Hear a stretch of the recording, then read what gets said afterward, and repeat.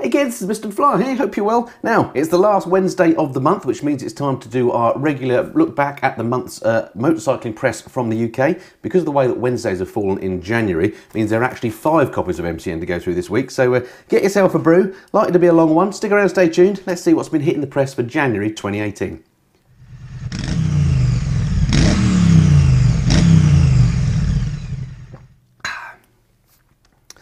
Okay, so as I say, 5 copies of MCN to go through, so apologies, this is likely to go on for a bit, so make yourself comfortable.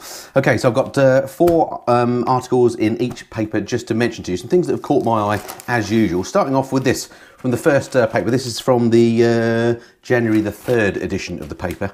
And this is all about huge bike test shake-up is what the headline is.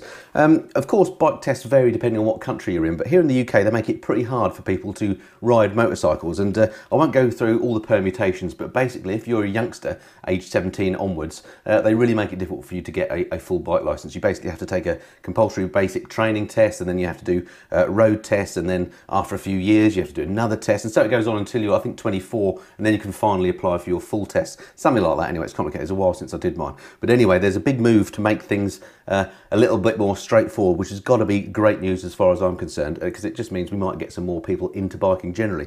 So what they're doing is a big shake-up, as I say. They're actually changing the CBT, which is the compulsory basic training, to include a hazard perception and theory test, which is something that we already have in our car driving test. So I think that's absolutely a great thing. But the beauty of this is once you've done your CBT, I think that basically you can just ride, you can do your test in the usual way, and then you can just ride for a period of time. Well, this is the proposal, and then you can be upgraded by applying to a full bike licence when you get to 24 without having to take further tests. So, you know, there's a lot of detail in there. So if you're in that position, it's worth checking out properly. But basically, the proposal is they're going to shake it up and make things actually a little bit easier to get to your full bike licence if you're a youngster. So I think that's great news. So let's just hope that comes to pass. So that was the first thing that caught my eye.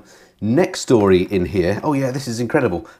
New technology, you've got to love it, haven't you? So just here, custom comes easy is the headline here. And what they've done is this company, they've taken 3D printing, they've scanned in a BMW R9T, and they've come up with this fairing kit to make the R9T look like a sort of like a modern sports bike, retro, spacey type thing. Anyway, it looks good to me. So amazing. It's a crowd-funded thing, and you can order these kits already. But the thing is, although they look great, they cost £3,500 unless you're in the first 10 to buy it and you've got a discount of 50%. But 3,500 quid for this fairing set. It does look good. But my goodness me, doesn't that make your R9T expensive? But there we go. I just thought it was worth pointing out because 3D printing, an amazing technology, and the fact that you know, you can almost now order bikes to order like that, custom bikes, just incredible. So great move forward. Looking forward to seeing what else comes up with 3D printing. Let's just have a slurp of my tea. Okay, next story then on here. Oh yeah, electric bikes. Now, if you've been watching my channel for any length of time, you'll know I'm a huge fan of electric bikes. And here they've reviewed this particular bike. It's called the Energica, not quite sure how you pronounce it, the SS9. Very lovely looking bike. That's why I point this out. I mean, I love electric bikes, and I'm going to be riding another electric bike soon, so stick around to the channel for that. This one I just think looks great. It reminds me a little bit of the Street Triple, actually, or certainly the shape of the tank does, and I think it looks fantastic. The only thing that maybe lets it down is the big sort of cooling fins at the side of the battery, a necessary evil with electric bikes. But it looks amazing, and the review, as usual, of, you know, read an electric bike review where people aren't excited by the electric bike. I challenge you to find one. But as usual, the downside of this is weight and cost. It's 270 kilograms, so certainly not light. It's not a Street Triple light, that's for sure. And costs £25,424. I mean, unbelievably expensive, but it does look amazing, and these bikes are getting there. It's just a matter of time. I'm sure when we do the next live stream, we're going to talk a bit more about electric bikes. So keep that in your mind, but just think this one looks lovely, so look forward to seeing some of those on the road in the future. Probably a fair while, I imagine, at that price. Okay, final story from the first paper then. Here, now this is an interesting story to me because this is written by Michael Neves, who's kind of a lairy sports bike fan for MCN, and he's my favourite MCN journalist, I think, actually. But he's kind of revealed in the paper here that for the last year he's been riding a Sinnis 125 scooter, which he bought for, I think, £500 second hand. He's run it through the winter. He's absolutely no issues with it, and basically says it's the thing to get yourself through traffic. I knew this anyway. I'm a huge scooter fan. We'll talk a bit more about scooters later, perhaps. And I absolutely love them. So the fact that Neves Nevesy has discovered them and thinks they're great as well, just as a means of transport. He's not saying they're fun, he's not saying they're better than motorbikes or anything else, or traditional motorbikes. He's just saying they're worth considering if you need a form of transport. He says nothing gets through traffic quicker, and I completely agree. So great to see that somebody like Nevesy is also discovering the scooter thing. Brilliant news. All right, so that was the first paper flashed through. Before we go to the second paper, just an item of Paris news I wanted to raise. I've got some various bits of pieces coming up later on in the review about what's coming up on the channel in the next month, but just wanted to mention I've still got the fantastic free to enter prize draw running with Principal Insurance and Canary Motorcycle Tours. If you've not heard about this, I'll put the details up on the screen now. Basically, what you need to do is give the numbers on the screen a call and get your next motorcycle quote from Principal Insurance. Mention that you heard about them from the Missenden Flyer. That's very important, and you could win this incredible holiday prize.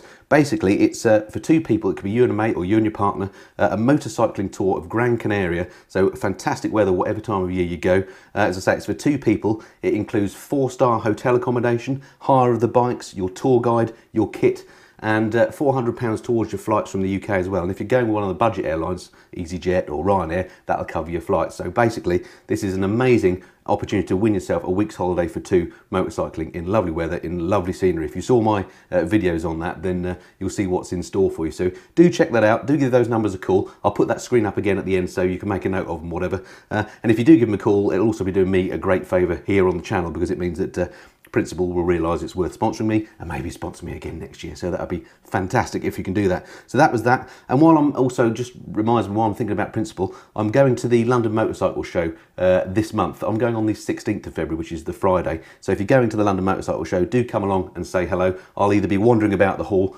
talking to various people, or indeed I'll be on the Principal stand. So that's where you can find me. So do come and say hello if you're going to the London Motorcycle Show. Okay, just wanted to mention that. Right, back to the paper review. Okay, next issue then, here we go.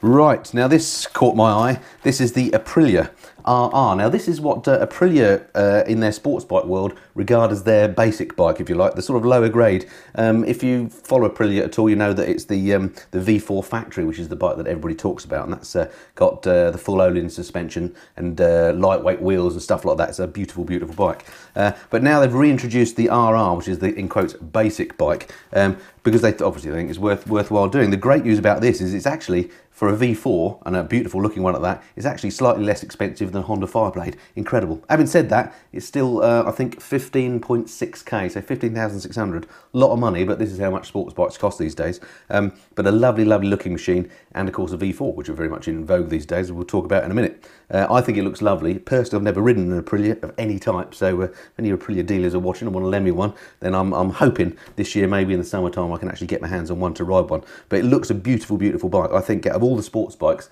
Ducati Panigale accepted, this is the best looking, and it always gets great reviews by people that ride it. So yeah, so there we go. If you fancy an Aprilia, you can now get the RSV4 RR, which is slightly better value than the factory. Okay, next story here.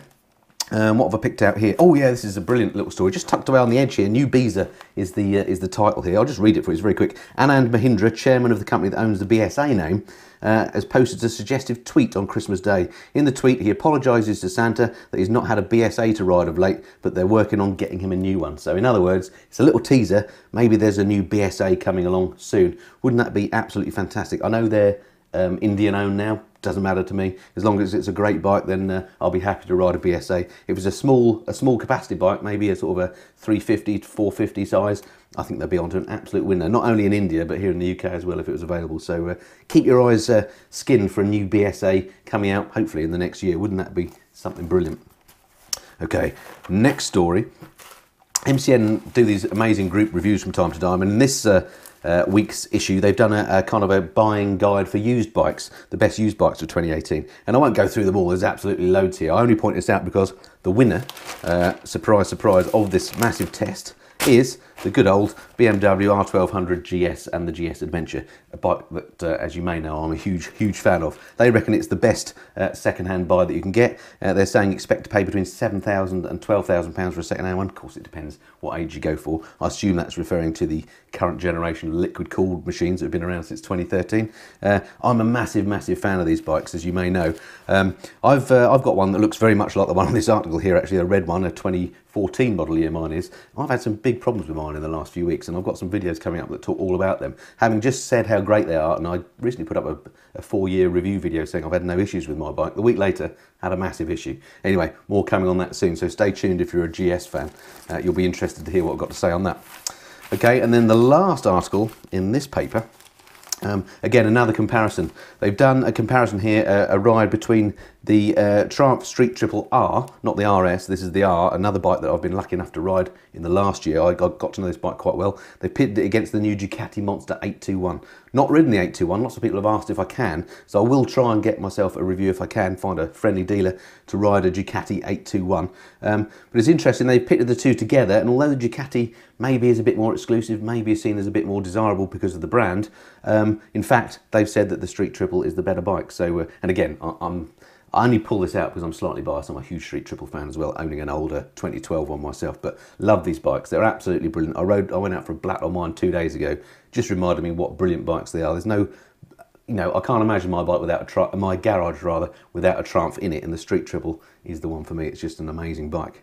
Okay, so that was the second paper. You're still with me? I said this is going to be a long one. Right, let's move on to the next paper. Quick swig. Right, there we go. So this one is the January the 17th edition. First thing I pulled out of this one is, here we go, Triple Helping is the headline here. And this is all about this new Triumph Moto2 engine that they're going to be supplying from 2019 for the Moto2 series, the support series for MotoGP. An amazing engine, and again, developed from the Street Triple R's engine. Of course, it's been breathed on by Triumph's wizards and made the thing more powerful. But the thing absolutely sounds incredible. Again, this is Michael Neves' article. I mentioned he was my favourite MCN journo. Well, he's been lucky enough to be off riding this bike in the last month, in Spain somewhere, I think it was. And anyway, he put up a video on YouTube of these things riding past him. The sound was just absolutely amazing. If you've not seen that video, it's worth checking out because they sound brilliant. And come 2019, when you see loads of these launching off the line, it's going to be absolutely amazing. We really do need Triumph to make a new Daytona, and it really does need this sort of engine in it. But I think it looks great, and it's an interesting article. And if you haven't seen that video, do go and check that out. Just for the sound alone, they just an amazing sounding beast. Okay, I mentioned I'd come back to scooters, so this is the next article here. This is comparing the Suzuki Bergman 400 against the Yamaha X-Max 400. Now, you may not be interested in scooters at all. I wasn't until I rode one of these X-Maxes. Absolutely amazing bit of kit. Again, if you need a practical form of transport, cheap to run, great weather protection, and let's face it, much more fun than four wheels, and also quite cheap to buy as well. I think in the case of the X-Max, you're looking at less than £6,000, which I suppose is quite expensive for a scooter, but it's a big old bike and it's very capable and very practical. If you need a means of transport to get through town or on a commute that's not too long, scooters are definitely the way to go. And they pose the question, the reason why I mention this is they pose the question, why would you want anything bigger or more expensive than one of these if you want a form of transport?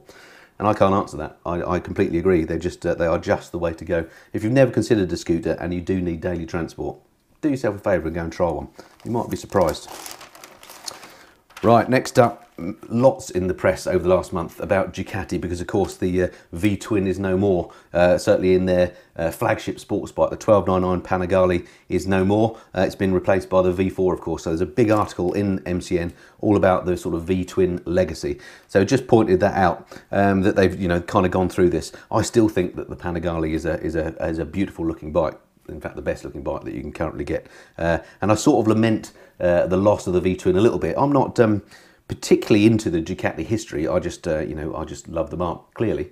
So to me, the loss of the V Twin is no big deal, but I know proper Ducati aficionados are quite stunned by this. The thing that I was quite surprised at hearing the new V4, we'll talk more about that in a minute, is it doesn't actually sound that much different to the V Twin because of the way they've done the firing order, which I was surprised at. I was hoping for a new noise. But anyway, there we go. So big article. If you're into your Ducati twins, get yourself a copy of this MCN because there's loads all about the history and development of them in there.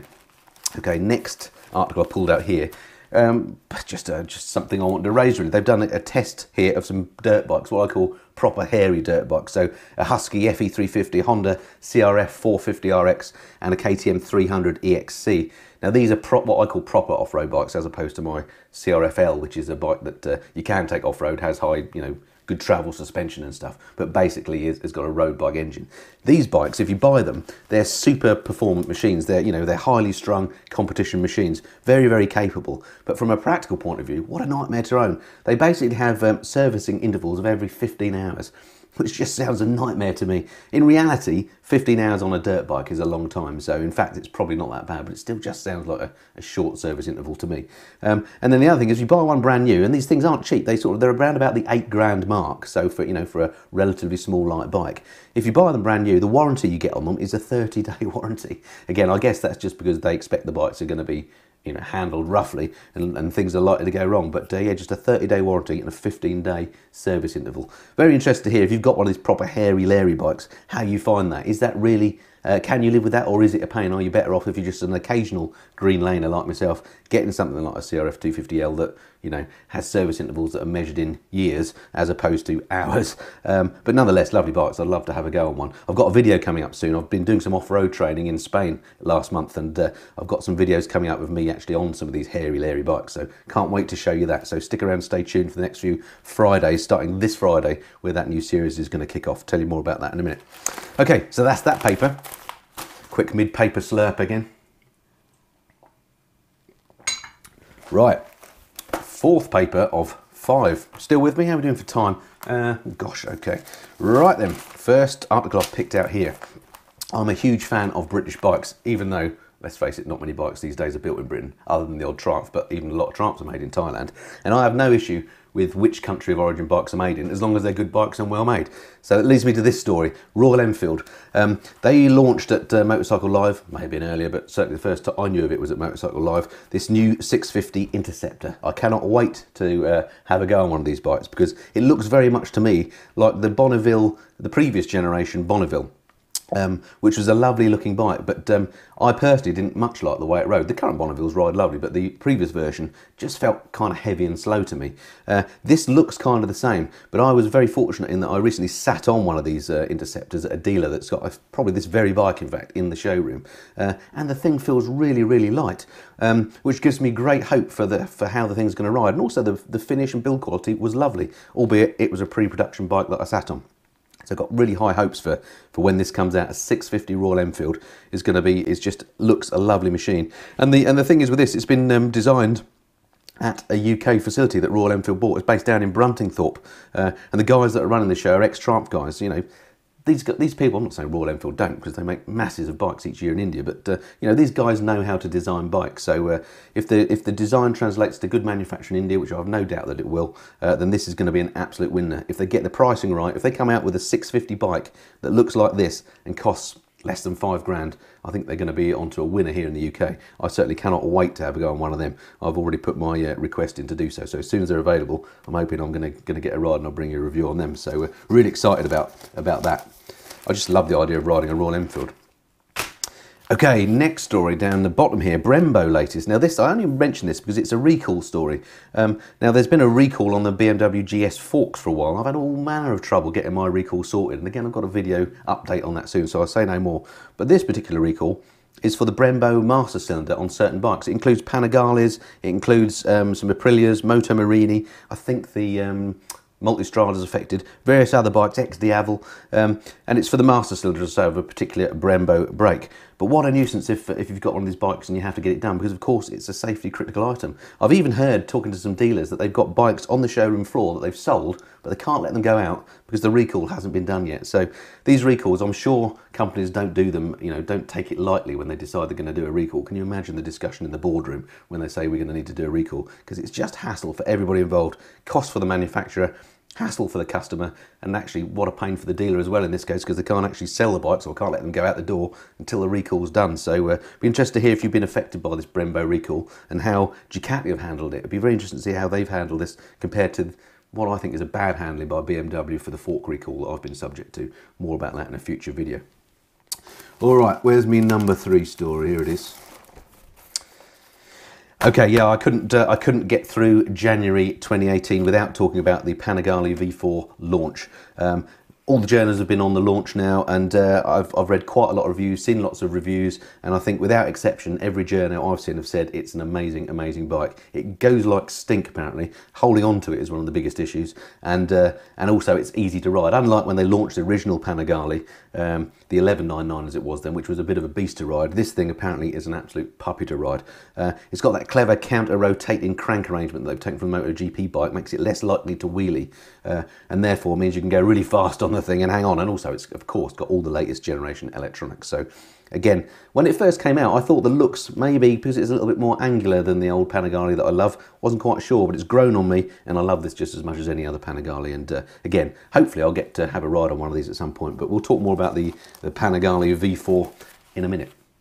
Okay, last story in this paper then. What have I done here? Oh yeah, the Super Duke, the KTM 390, not Super Duke, the 390 Duke. A little bike that, again, I was lucky enough to borrow last year for a number of weeks. Really got to know the bike well, and I really love this bike. This is probably in my top 3 of KTMs. I think the Super Duke are the Super Adventure, and this, the 390 Duke, are undoubtedly my favourite KTMs to date. The little 390, I just thought it was a great fun bike. It was lightweight, it was packed with technology, it looked funky, it rode well, it oozed good quality build. I just loved the 390 Duke. Anyway, there's been some great deals on these, it turns out, in the last couple of months, and MCN have found this dealer, I think it's in Croydon, in Moto in Croydon. They had some pre-registered bikes, so brand new but with a number plate on, that they were selling for £3,099. £3,000 for a brand new 390 Duke. What an absolute bargain. No point calling them now because they're all sold, but nonetheless, you can still get them at great prices. I think even let's have a look, yeah, there are quite non-pre-registered ones, actually brand new ones, you can still get for £3,999. So if you're interested in this sort of bike, you're in the market for that. If you want your first big bike, I really recommend these. They're just great fun, and what great value for money as well. If you buy one for that money, you could probably sell it for, you know, a year down the line, and you'd maybe only lose £1,000 or something. Absolutely fantastic value on that bike. All right, so that was that. Okay, last paper before we get to some more parish notices, and I'll have a quick slurp. All right, here we go. So this is today's edition of the paper. Clearly, I haven't ridden it cover to cover yet, but I have flicked through it and found some articles that just leapt out of me. First one, back to the Ducati V4 again. Sorry, it's been somewhat dominated by that bike this time round. Now, MCN have actually ridden it, taken it away, got it dyno tested, ridden it flat out to see how fast it really is, and they've come back and said that it's the most powerful production bike they've ever ridden. They got it on a dyno and it was producing 199 brake horsepower at the rear wheel, I think it was. Absolutely incredible. They've not had a bike that's done that before, and it was doing, they got it at I assume they're at Bruntingthorpe, at a testing ground somewhere, 191 miles per hour the thing topped out at, and they reckon, the guys that did the rolling road stuff reckon it'll easily top 200 once the bike has been run in. Unbelievably fast motorcycle, which basically is the point of the article. It's just saying it's super quick, very easy to ride still, again, because that counter rotating crank, it doesn't want to wheelie you off, but hanging on is the thing. It's got blistering performance and amazing acceleration. What a bike. I mean, if you're into track days, this is the bike to have, I think. Personally, for on the road use, I don't think I'd touch it. I think it's far too performant. We've had this discussion before. I just don't think modern day superbikes are, you know, the roads is not the place for them. Racetrack, brilliant, but if you want a sports bike on the road, get something smaller, a bit more sensible, would be my advice. Otherwise, you're going to end up wrapped around a tree. But anyway, it turns out the V4 is delivering as everybody had hoped, so that's fantastic. Next story that leapt out here for me was they've spotted testing a couple of test mules, speed triples, new speed triples coming out soon. And usually Triumph, if they start doing this sort of testing and MCN see them, it turns out that Triumph usually release the bikes quite quickly. So we'll probably get to hear about these officially in the next few weeks, stroke months, I imagine. Anyway, two speed triples coming out. Got to be very careful not to confuse these with the street triple, which is something that always annoys me. But these are the speed triples, so the bigger bike with a 1050 engine. It looks like they're going to bring out an R and an RS version in a similar way as they've got with the street triple now. So it's going to have the TFT display from the street triple, the RS. Well, in fact, they've both got Olin suspension, which is amazing. I think the RS version is likely to have slightly better wheels. Some styling changes, some engine internal changes, no doubt. They think it's going to put out about 150 brake horsepower, so a bike to watch. And again, I hope I get to ride this soon. And I'm glad to see that they've kept the underslung, not the underslung, sorry, the underseat exhausts on the bike, because I think it just looks great like that. They're very much out of vogue these days. They used to be around, you know, in the 90s, all bikes had those, didn't they? But we realised that the centre of gravity, moving it high, wasn't a good idea. But I just think on the speed triple, it looks great. So I'm glad they've kept that. So there we go. Look out for those new speed triples soon. Next article. This is a bike I've not mentioned much. This was launched again. It came out. It was at the NEC. I don't think I even showed some video of at the NEC show. This is the new Honda Goldwing. Now, not a bike that would normally interest me particularly. I'm not really into massive cruisers, but they've done a great job on the new Goldwing by all accounts. Again, I've read a few reviews, and everybody says much the same thing. This is a vastly improved bike on the old machine, and the old one had its followers, didn't it? It's still a massive machine, but they have cut the weight down from before, and this review is basically saying that the thing is absolutely light years ahead of the old bike. It's smoother to ride, it's comfortable. I mean, it is just a Starship Enterprise type bike. It does look lovely. I like what they've done with the styling. The dashboard is absolutely amazing on it. I mean, it effectively looks like a car. If you like, it says here, if you like pressing buttons, you've come to the right place, and they're absolutely right. It is a complex-looking beast, but a lovely-looking beast. I'm not sure white is potentially the best colour, but if you're doing, you know, long motorway miles and you've got a pillion, what a way to travel. However, the downside with it is the cost. It's unbelievably expensive. The base bike is £26,500. £26,500 for a bike. If you want the touring one with the DCT gearbox, then you're looking at £29,000. 30 grand for a motorbike. Unbelievable. You can get a really, really nice car for that. There's a point at which I won't spend more on a bike, and for me, well, I think anything over 10 grand on a motorcycle is getting a bit excessive, to be honest. We've talked about pricing before, but this is a seriously expensive bike. If I'm ever going to have one of these, well, I don't think I would ever have one, but it's going to have to be a long way down the road when the second-hand prices have dropped through the floor. Unbelievably expensive, but a beautiful bike. I'd love to have a ride on one just to see what it's like, because the thing is just massive and packed with technology. So yeah, interested to hear what you think about those.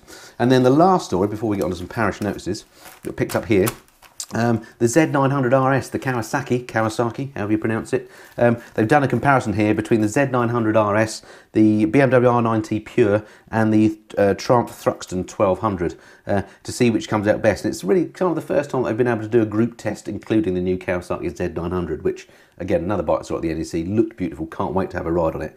But out of those three, and let's face it, the R9T Pure and the Triumph Thruxton are amazing bikes. Got fantastic reviews when they came out, and I've ridden them both, and they're both, you know, they are lovely machines. But actually, the Kawasaki has come out tops on this group test, which is amazing. So I really can't wait to have a go on this. Less than 10 grand for the Kawa. Looks absolutely lovely, and by all accounts, it goes as well as it looks. So again, really looking forward to having a go at that as soon as I can. People keep asking me when am I going to ride that. I think the demo bikes hit the dealers something like March time, so it's going to be, you know, it's going to be a month or two before I get a review out on that bike. Let me have another swig of tea. Alrighty, a couple of parish notices to end with then. Just some stuff that's coming up in the next month on the Missenden Flyer, if you're interested. I mentioned the London Bike Show, so if you're going along, come and see me on the Friday. It'll be great. I'll be on the principal stand or around the floor. It'll be really nice to meet you. Don't be afraid, come and say hello. Always love to meet you. And then in the next month I've got loads of videos lined up for you, including all the detail about the troubles I've had with my BMW GS. You know, it's been reliable up until now, and then I've had a real issue this month, and had some fun and games with BMW as well on it, so look around for that one. We've got another electric bike review coming up. In fact, this time it's an electric scooter. I've made no secret how much I love electric bikes, so you're going to like that one as well. Oh, note for your diary, February 14th, how can you forget, Valentine's Day, 8 PM UK time, going to do my next live, what they call live session, live, whatever they are. Anyway, it's going to be a live thingy. Get onto YouTube at 8 o'clock on the 14th. Hopefully, if the technology doesn't let me down, then I shall be doing my next live stream. That was the question, that was the name I'm looking for. I'll be doing the next live stream on at that date and time. Don't worry if you're abroad and you can't get on then because it's the middle of the night, because of course I will post it as a normal YouTube video afterwards, but they're just great fun to do. This will be the third one I've done now, and the last two seem to have been very well received. In fact, the last one, at one point, I had 830 people watching the live stream as I did it, which is just mind-blowing. Incredible, great fun, and what I'm going to be doing is covering off I'm going to talk about some of the controversial stuff that will have come up over the month of the videos that I've published, because you can just tell by some of the comments which ones hit a nerve and which don't. So I'll be picking those out and discussing some of those more in detail, kind of real time with you and your comments, as well as, of course, taking some more of your questions as well as you pose them. So really looking forward to that. Make a note in your diaries, 14th of February, 8 o'clock. Of course, more bike reviews. Lots of people have asked me for some of the more basic sort of bikes. So I've got things like the Honda CB650F. I've got a review of that coming up, as well as some others as well. So plenty of new bike reviews coming up. Oh, I'm doing some kit installs as well. Now I've had some issues with the BMW and I've got through them. I'm now sort of throwing some love at it and doing some farkling on the bike. So there's going to be a few more in-garage install type videos, which I really love doing. Hopefully you'll enjoy watching them. So those are coming up as well. And of course, much more. All right, so that's it all coming up. Hope that's been of some interest. I haven't written this on too long. What's the time? Yes, I have written on for well over half an hour by the looks of it. Sorry about that, but hope it's been of some interest. Don't forget, by the way, do check out that free prize draw. Information coming up again in a minute. Call those numbers, mention the Missenden Flyer, get your quotes, and you can win yourself that amazing holiday worth over £2 for you and a pal riding around in the sunshine on Gran Canaria. What's not to like? Okay, that's it for this time. Speak to you on the 14th of February. Look forward to seeing you then. Until then, this has been the Missenden Flyer. Cheerio.